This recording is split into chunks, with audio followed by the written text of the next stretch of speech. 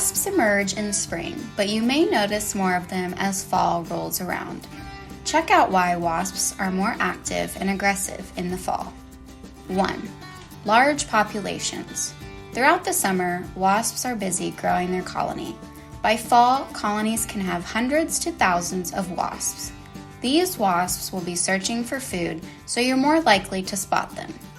2. Limited food sources. Wasp larvae produce a sweet substance for adults. In fall, wasps lose this food source and nectar from plants decreases.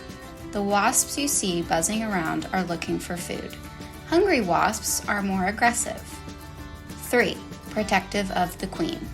Queen wasps have to survive the winter for new colonies to develop. Other wasps in a colony are tasked with protecting the queen, leading to wasps that are more aggressive. 4.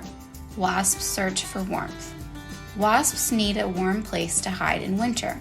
When temperatures drop, they move into attics and wall voids in homes. Their indoor activity will increase wasp sightings.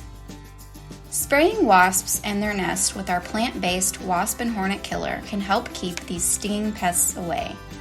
For more helpful tips and pest information, be sure to follow us and visit our website at maggiesfarmproducts.com.